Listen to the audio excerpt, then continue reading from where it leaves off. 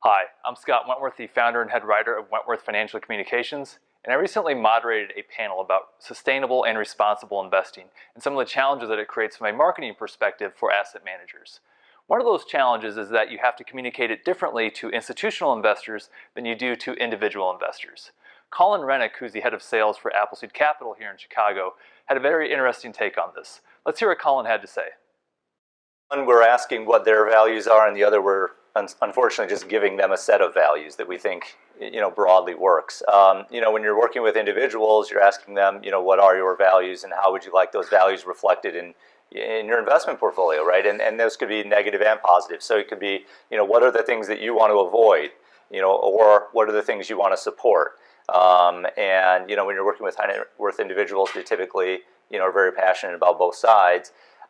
So that's much more customizable, and the messaging and the way you work with them is much more customizable. So you can really develop anything from a religiously oriented portfolio to a tree hugger portfolio for those people. When it comes to institutional clients, unfortunately, they want track record, they want product, they want to know what you've done in the past.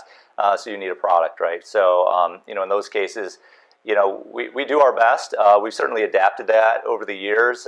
When we started our first fund in '06, the idea of fossil fuel-free investing was really not discussed. Following kind of the issues in the Gulf of Mexico several years ago with BP, it kind of brought on talking points, and then more recently around climate change discussion, it brought on talking points about getting fossil fuels out of your portfolio. And then it was a bigger debate. It's, do you just get the biggest ones out of your portfolio? Do you get all of them out of your portfolio? Well, what about the pipelines that are bringing the fossil fuels? Do you get those out of your portfolio? And it kind of goes on and on and on. At the end of the day, like specifically for fossil fuels, we all got here some way today, whether it was an airplane or a cab, or maybe some of us walked. But we're still consuming fossil fuels at a great extent, so it's tricky. So we have to sit back and say, how can we check the box for 90% of investors that are interested in this space?